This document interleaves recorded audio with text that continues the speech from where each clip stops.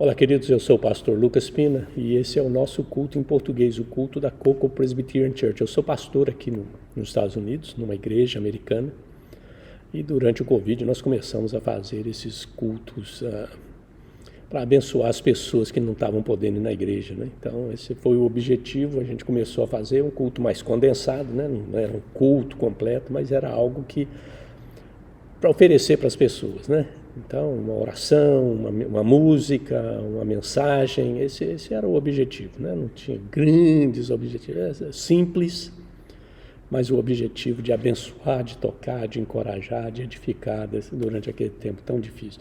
E continuamos fazendo os cultos. Então, estamos aqui ainda, né? Então, estamos nessa toada, né? Não sabemos por quanto tempo vamos ficar, mas estamos aqui ainda, estamos mantendo, resistindo bravamente às tentações de parar, isso aqui, não, né? Quem sabe não tem muita gente assistindo, não interessa as pessoas, né? Tem coisa melhor, né? Provavelmente tem, provavelmente não, com certeza tem, mas a ideia é realmente te abençoar, orar por você, trazer uma palavra de Deus para você, né? E eu, nesse canal que você está assistindo esse vídeo, eu tenho meditações durante a semana, de segunda a sexta, chamado um pingo de prosa, né? É uma meditação curtinha e eu faço essas meditações para abençoar as pessoas durante a semana, e aí no fim de semana eu faço esse culto aqui, né? Então eu gostaria de incentivar você a se inscrever no nosso canal e a compartilhar esse vídeo. Ajuda a gente a abençoar outras pessoas, né? Compartilha aí com teus amigos, teus familiares, o pessoal lá da igreja, né? A nossa igreja é americana, então não temos intenção nenhuma de fazer competição, de tirar crente de outra igreja, que é negócio. Então não temos culto em português, estudo bíblico. O nosso ministério em português é tudo na internet, né? Esse culto e o pingo de prosa. Então ajuda a gente a abençoar outras pessoas, né? Deixa eu fazer uma oração por você nesse instante. Pai, nós te agradecemos pela tua palavra, te agradecemos pela tua graça, te agradecemos pela tua misericórdia que se renovou no dia de hoje para conosco. E pedimos que o Senhor, ó Deus, continue nos abençoando, abençoa as pessoas que estão nos assistindo, ó Deus, dá graça para elas. Abençoa a família, abençoa os trabalhos, abençoa as finanças, ó Deus, abençoa a saúde, ó Deus, a saúde. Aqueles que estão enfrentando problema com saúde, enfermidades, que o Senhor possa dar graça para eles, que o Senhor possa curá-los, que o Senhor possa ajudá-los, confortá-los, encorajá-los nesses momentos difíceis, Senhor. Aqueles que estão precisando de emprego, Senhor, estão enfrentando problemas na área financeira, ó Deus, dá graça para eles, abre a porta certa para eles. Sustenta a família, abençoa, protege. Abençoa-nos agora, Senhor, nesse momento. É o que nós te pedimos, no nome precioso de Jesus. Amém. Queridos, como eu faço toda semana, eu coloco uma música para te abençoar, né? Então a gente quer te abençoar. E normalmente eu vou lá no fundo do baú, né? Eu saí do Brasil em 1990, então eu vou lá no fundo do baú e pego uma música para abençoar as pessoas que estão nos assistindo. E muitas vezes as músicas da velha guarda, né? Mas é gente que eu conheci, trabalhei com eles, e eles são uma bênção na minha vida e continuam sendo uma bênção na minha vida e na bênção de outras pessoas também. Então vamos ouvir a música de hoje. Faz o teu lar o ninho e do mundo um chão, onde se plante paz e comunhão, para que brote, cresça mais viva a semente, para que a gente tenha o que colher, para que o pão que venha a ser por nós assado seja sinal traçado de viver. Faz tua nova casa na varanda do velho chão, convida teu irmão pra vir morar contigo, planta paredes novas feitas para servir de lar e abrigo.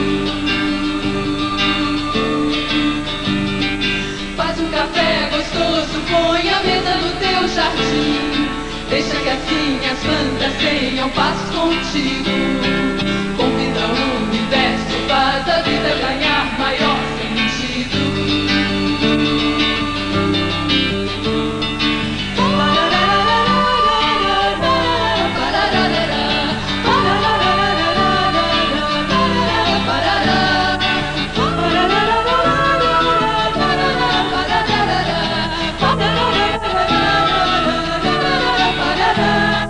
Cuida do passarinho e também da flor. Eles esperam pelo teu amor. Faz o teu lar um ninho e do mundo um chão, onde se plante paz e comunhão, para que brote e cresça mais viva a semente, para que a gente tenha o que colher, para que o pão que venha a ser o nosso assado seja sinal traçado de viver. Faz tua nova casa na varanda do velho chão, convida teu irmão pra vir morar contigo. Planta paredes novas feitas para servir de lar e abrigo. Faz um café gostoso, põe a mesa no teu jardim, deixa que assim as plantas tenham paz contigo. Convida o universo, faz a festa ganhar maior sentido.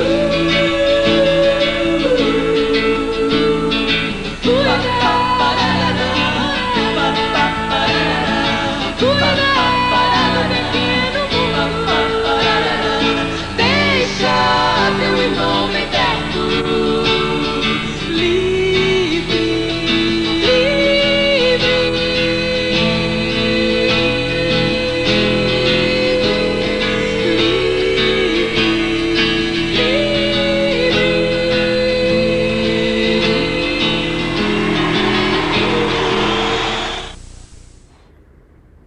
Espero que tenha sido uma bênção para você e que você realmente possa ser abençoado em todos os aspectos, né? Em todos os aspectos.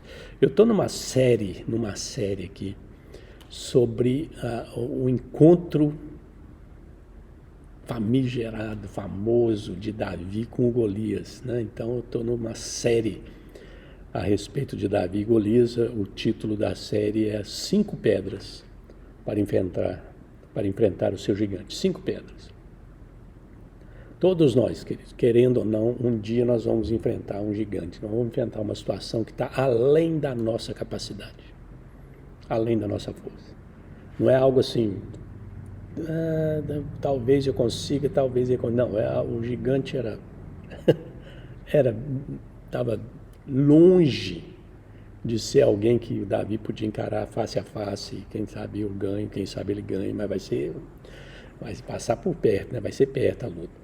Não, o gigante estava além das forças de Davi e do exército, claro, né? Ninguém queria enfrentar aquilo lá, né? Uma pessoa grande, forte, guerreiro desde a juventude, quer dizer, né? Bem armado, a coisa não era brincadeira. Então a gente também, queridos, nós vamos enfrentar gigantes na nossa vida que estão além da nossa capacidade de enfrentar. E é por isso que Davi pegou 5 pedras. Deixa eu ler o texto de hoje para você. 1 Samuel 16, 11 a 13. Perguntou Samuel a Jessé: acabaram-se os teus filhos? E ele respondeu: ainda falta mais moço que está apacentando as ovelhas. Disse, pois, Samuel a Jessé: manda chamá-lo, pois não nos assentaremos à mesa sem que ele venha. Então mandou chamá-lo e fê-lo entrar. Era ele ruivo e de belos olhos e boa aparência. Disse o Senhor: levanta-te e unge-o, pois este é ele. Tomou Samuel o chifre do azeite e ungiu no meio dos seus irmãos. E daquele dia em diante o Espírito do Senhor se apossou de Davi. Então Samuel se levantou e foi para Ramá. Essa é a palavra de Deus para você nesse momento. Vamos orar a Deus? Pai, nós pedimos que o Teu Espírito fale conosco. Que o Teu Espírito me dê graça para comunicar a Tua palavra. Que o Teu Espírito dê graça às pessoas que estão nos assistindo. Não só para ouvir, entender, mas praticar a Tua palavra. É o que nós te pedimos, no nome de Jesus. No nome de Jesus. Nós já vimos 3 compromissos. Das 5 pedras, das 5 pedras nós vimos 3 das pedras, né? 3 das pedras, não compromisso, 3 das pedras. Nós vimos coragem, vimos criatividade, vimos caráter, e agora estamos vendo o compromisso. Então essa é a 4ª pedra, né? 4ª pedra que nós já estamos falando dela já 2 domingos, 3 domingos nós estamos falando dela, né? Dá uma olhada, se você se interessar, dá uma olhada nos vídeos anteriores para você achar as mensagens, né? Para você pegar o fio da meada, né? Então essa é a 4ª pedra. Então a primeira pedra foi coragem, a 2ª pedra criatividade, a 3ª pedra caráter, e a 4ª pedra agora que estamos vendo é compromisso. E as pessoas hoje em dia têm compromisso com causa, com desafio, compromisso com outras pessoas. Pessoas têm compromisso com lábios, da boca para fora, compromisso com coração, com emoção, mas não funciona, não faz nada. E pessoas têm compromisso com as mãos. Elas põem a mão no arado, né? E pega o boi a chifre, como dizia o pessoal lá nas Minas Gerais, e faz a coisa acontecer, né? Tem gente que é só um espectador, né? Quando a coisa está acontecendo, só assiste. Tem gente que envolve, ajuda um pouquinho. Tem gente que está lá participando, e tem gente que tem compromisso. É aquele que você pode contar, porque ele vai até o fim. Mesmo que ele arrisque a vida, mesmo que ela arrisque a vida, ela vai até o fim, ele vai até o fim. Então nós vimos 3 áreas que precisamos ter compromisso. Primeiro que nós vimos foi compromisso com Deus. Esse é o primeiro, mais importante, né? E esse vai guiar os outros compromissos todos da nossa vida, o compromisso com Deus, com o Senhor. O segundo compromisso que nós vimos na semana passada foi o compromisso com a família. Precisamos ter compromisso com a família. Davi tinha compromisso com a sua família. Ele trabalhava, ele ajudava, ele obedecia, ele servia, né? O pai pediu para ele ir lá na guerra levar comida para os irmãos e também para trazer notícia para ele. E ele foi, né? O Saul precisava dele, ele ia lá, servia o Saul, voltava para casa, né? Então o Davi tinha compromisso com a sua família. E hoje nós vamos ver o último aspecto do compromisso, que é o compromisso com Deus. Compromisso com Deus. Davi tinha um compromisso com Deus. Compromisso forte, sério com Deus. Olha o versículo 26. 1 Samuel 17, versículo 26. Diz: Então falou Davi aos homens que estavam consigo, dizendo: Que farão aquele homem que ferir a este filisteu e tirar a afronta de sobre Israel? Quem é, pois, este incircunciso filisteu para afrontar os exércitos do Deus vivo? Davi tinha um compromisso com o povo de Deus. Compromisso com Deus, com a família e com o povo de Deus. E aqui nós vamos ver o compromisso com o povo de Deus. Extremamente importante. Quem é esse filisteu para afrontar os exércitos do Deus vivo? Davi está tomando as dores dos exércitos do Deus vivo. Esse cara veio aqui afrontar o exército do Deus vivo. Não pode fazer isso não. Isso aí não vai sair barato para ele não. Davi estava... É extremamente importante, queridos, que a gente tenha compromisso com Deus, que a gente tenha compromisso com a família, que a gente tenha compromisso com o povo de Deus.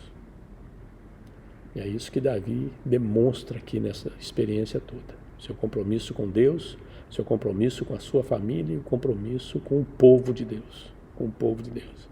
Ele sentiu as dores, ele se sentiu ofendido pelo povo de Deus, o gigante lá, e falar desaforo para eles e desafiar. Quem que esse cara está pensando que pode fazer isso com o povo de Deus? Com o exército do Deus vivo? Não pode não.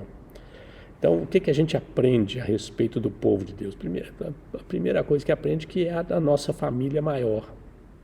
Né? O povo de Deus é a nossa família em expansão, né? Expandida. Né? Somos parte dessa família.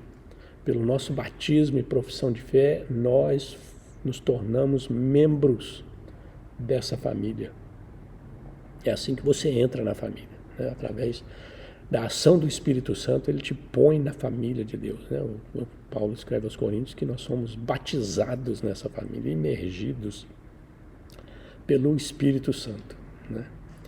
E é importante entendermos isso, que devemos considerar uns aos outros irmãos e irmãs. Esse é o grande desafio hoje em dia, sabe por quê? Porque nós vivemos num mundo que estamos nos separando, né? Mantendo a distância.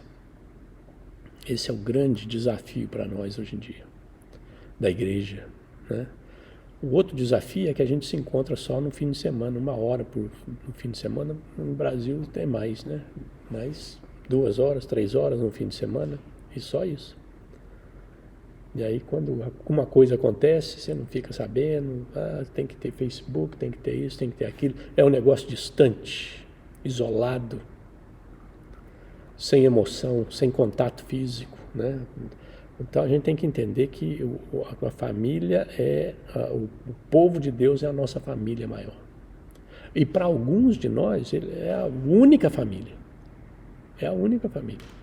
Então é importante a gente entender isso. Devemos considerar irmãos e irmãs, né? Quando a gente olha na igreja, quando você está na igreja e olha para os lados, você tem que entender que essa pessoa que está do teu lado, né, membro da igreja, é teu irmão, tua irmã, né? E os meninos é o sobrinho. Tem que entender isso, né? Tem que entender isso. É o compromisso com a família de Deus, com o povo de Deus, né? Ela é a família de Deus. Por isso que eu coloco aqui, compromisso com o povo de Deus. Não é a família presbiteriana, a família batista, pentecostal, assembleiana, né, metodista, luterana. Não é isso, não. Se bem que tem o aspecto que a tua igreja local vai se manifestar, mas a sensação de que a ideia é maior. Nós estamos falando do povo de Deus, é a família de Deus, que pertence a Deus. Então é maior, inclusive, que a nossa família, é maior que a nossa congregação, maior que a nossa denominação. É maior, ela é maior. Por quê? Porque é a família de Deus. É a família de Deus, né? Davi os chama de exércitos de Deus. Exércitos de Deus. E é extremamente importante a gente entender isso. Ele está chamando eles de exército de Deus. Nós somos membros do povo de Deus. Devemos ter um compromisso uns com os outros por causa disso. Porque nós estamos aqui, não é porque nós gostamos, não é porque nós acreditamos dessa forma ou daquela forma, não. É Jesus que conecta a gente um com o outro. É o sacrifício de Jesus, a obra de Cristo, a ação de Deus, o amor de Deus, é a ação do Espírito, é toda a trindade trabalhando nas nossas famílias que põe a gente junto. Então a gente tem que entender que é a família de Deus. Deus é o Pai, né? Deus é o Pai. Então é extremamente importante para a gente entender isso. Que a nossa família é maior do que meu pai, minha irmã, meus tios, é maior.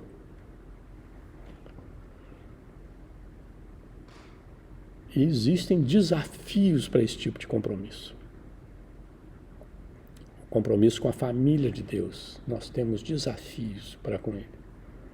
Pessoas têm problema em se comprometer. Eu tenho membros, pessoas não membros, pessoas que vêm na igreja, participa do culto, às vezes participa da escola dominical, vem, te dá, contribui, vem no café da manhã dos homens, aquele negócio todo, mas não quer se tornar membro da igreja. Não quer fazer um compromisso com a igreja local, né? Vai estar lá todo domingo, ajuda, participa, se você precisar, contribui, tá lá. Mas a questão é qual que é o desafio para fazer esse compromisso com o povo de Deus? Qual que é o desafio? Há muitas razões para pessoas se afastarem, né? Nós temos esse tipo de gente que vem, mas não quer o compromisso, e temos aquele tipo de gente que vem de vez em quando, né? Aqui nos Estados Unidos a turma brinca, né? Que é o pessoal do Natal e do domingo da ressurreição, domingo de Páscoa, né? Então os dois cultos que são mais bem frequentados nos Estados Unidos, né? Então, a pessoa vem no culto da Páscoa, no domingo de Páscoa, a turma está lá presente na igreja. No Natal, na noite de Natal, está todo mundo lá presente. E depois some. Você não vê esse povo mais. É um desespero. E todos os lugares têm, né, as suas tradições, de o culto que todo mundo vai e o culto que a turma some. O que faz as pessoas se afastarem, deixarem de ter compromisso com a igreja? Com a igreja. Deixa eu ler, eu achei um blog muito interessante do Rob Wright. Ele escreveu algumas razões, né? E ele nem cristão é, pelo que eu consegui ler do blog, né? Mas ele escreveu algumas razões por que pessoas não querem ir na igreja. Por que as pessoas evitam de ir na igreja? Essa é a questão dele. Ele começou a pensar a respeito disso. A primeira razão é porque eles estão extremamente sobrecarregados. Essa é uma razão certa, né? O pessoal hoje em dia a coisa está feia. Ainda mais com essas finanças hoje em dia, a coisa fica pior ainda. Então o pessoal está sobrecarregado. Sobrecarregado, não, a igreja fica para fora, fica lá de fora. Sai da lista de prioridade. Não? É a primeira a dançar. Dança na área financeira, dança na área de presença, né? De compromisso, de ajuda. Eu sou voluntário para outras coisas, mas para a igreja... Né? Então, a pessoa está sobrecarregada, né? E o fato esperado da vida é que está todo mundo ocupado, e o domingo virou o dia de colocar as tarefas em dia, né? Tem tanta coisa para fazer em casa e tal. O domingo é o único dia que eu tenho para fazer isso. O domingo é o único dia que eu tenho para fazer aquilo. Então as outras coisas vão ficando, a igreja fica de lado, né? As outras coisas que a gente não conseguiu fazer nos outros 6 dias, a gente vai fazer no domingo. Ou então vai descansar simplesmente. Trabalhou a semana inteira, o domingo é o único dia para descansar. Então, pessoas estão sobrecarregadas. Essa é a primeira razão para não ter compromisso com a igreja. Você não pode contar com a pessoa. Nós estamos precisando de gente para receber o pessoal na porta, precisando de gente no som, precisando de gente no vídeo, precisando de gente para ajudar as pessoas a sentarem durante o culto, precisamos de gente para isso, precisamos de gente aqui no domingo, precisamos de gente para trabalhar com as crianças. Então, é todo mundo sobrecarregado, não pode, muito trabalho. Não dá tempo. A segunda razão, as tradições não são mais passadas de geração em geração. Essa é uma falha. Aí vai lá na família. Compromisso com a família. Os pais têm que ter compromisso com os filhos. Os pais, que eu digo, pai e mãe. De ensinar os filhos a respeito de Deus. É um compromisso que eles têm que fazer para com os filhos. Tem que ter para com os filhos. Já não se faz mais isso. Não se passa de geração para geração esse tipo de coisa. A pessoa não aprendeu, né? A nossa geração hoje em dia, as crianças não, a maioria, elas não aprenderam a importância da igreja, a importância da Bíblia, a importância da oração, da evangelização, de compromisso com Deus. Não aprenderam isso, tinham que ter aprendido em casa, não só na igreja, mas em casa. Tinham que ter visto o exemplo dos pais e não viram. Tinham que ter aprendido dos pais e não aprenderam. Então, a nossa culpa. Nossa culpa. Não passamos, e aí agora a gente quer que esse pessoal tenha um compromisso com a igreja. Eles nunca tiveram. Eles nunca tiveram compromisso com a igreja. Nunca aprenderam como é que é. Né? Então é complicado. Terceiro, controvérsias dentro da igreja. Essa é outra razão para a turma falar, essa igreja é problemática, não quero não. Né? Gosto muito do pastor, gosto muito do louvor e tal, mas eu estou fora, não quero nada de compromisso, porque esse povo aqui é complicado. Isso né, a gente não resolve os problemas da família, e aí isso aí espalha para os outros, né? Espalha para os outros. Isso acontece, tem gente que não quer compromisso com a igreja, com o povo de Deus, porque a igreja é complicada. O que eu posso falar? A igreja é povo. Povo é complicado. Eu sou pastor há muito tempo, fui ordenado em 1980. Eu já trabalhava desde o primeiro ano de seminário, eu trabalhava em igreja, quer dizer, Em 76 eu comecei a trabalhar com igreja. Povo é complicado, mas é o povo de Deus.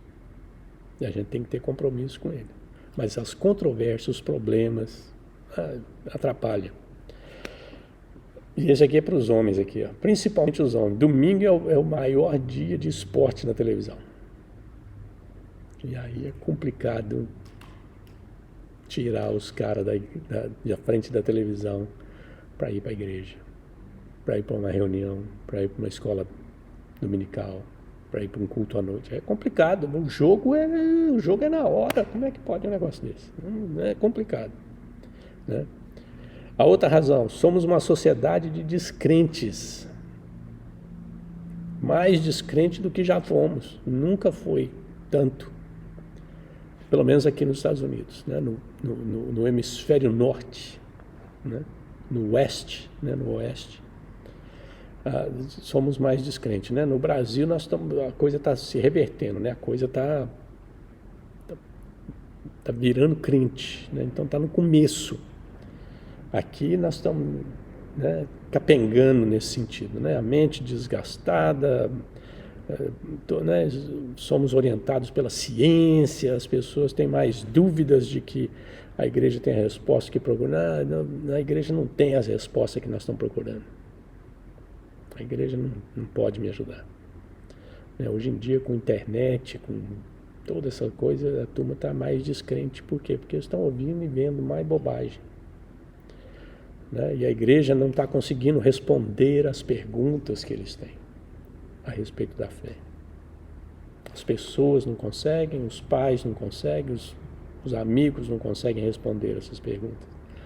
Então somos uma sociedade de descrentes. É muito triste. E outra coisa, a outra razão para as pessoas não quererem compromisso com a igreja, com o povo de Deus, é que há uma maior variedade de práticas por aí. Hoje em dia nós vivemos num mundo politeísta.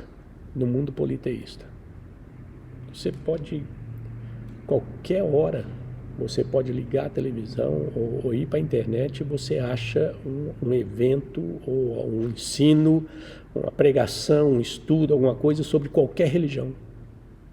A qualquer hora. Você clica, pronto, está lá, você descobre, gostei daquilo ali, gostei daquela religião. Aquela religião ensina isso, olha que coisa boa, acho que eu gostei, né? Qualquer hora, qualquer religião, né? Nós estamos com essa tendência, e muitas vezes as igrejas estão tentando trazer alguma coisa dessas religiões para ver se atrai alguma dessas pessoas, né? Então, está havendo mais competição por igrejas tradicionais. É interessante que esse cara fala que está havendo competição por igrejas tradicionais. Tem gente querendo voltar para igrejas tradicionais, porque está cansado de ser bombardeado por tanta coisa. Eles querem algo que seja mais sólido, tenha mais conteúdo, né? É incrível que mesmo para o não cristão, né, como esse rapaz aqui, seja capaz de ver essa nova realidade que a igreja está enfrentando. Quarta pedra para enfrentar o nosso gigante: comprometimento. Sem compromisso não podemos avançar e vencer qualquer batalha nas nossas vidas. Precisamos de compromisso com Deus, precisamos de compromisso com a família, precisamos de compromisso com a igreja, com o povo de Deus. E é extremamente importante que a gente tenha esse compromisso e que a gente desenvolva, aumente esse compromisso. Precisamos de compromisso em todas essas áreas. E a questão é, você tem esse compromisso? Você tem compromisso com Deus? Você tem essa pedra? Compromisso. Compromisso com Deus, compromisso com a tua família, compromisso com o povo de Deus. É extremamente importante que você tenha esse compromisso, se você quiser enfrentar os teus gigantes. Vamos orar a Deus? Pai, nós te agradecemos pela tua palavra tão rica e pedimos, Senhor, que o Senhor nos abençoe, nos dê graça, abençoe as pessoas que estão nos assistindo e capacite cada um de nós, ó Deus, a ter esse tipo de compromisso que Davi teve. compromisso contigo, compromisso com o teu povo, compromisso com a nossa família. Dá graça, Senhor. Dá graça e nos abençoa. É o que nós te pedimos no nome de Jesus. Amém. Queridos, mais uma vez, muito obrigado. Espero te encontrar durante a semana no nosso Pingo de Prosa. Se não, estaremos aqui no domingo que vem. Tá bom? Um grande abraço. Deus te abençoe.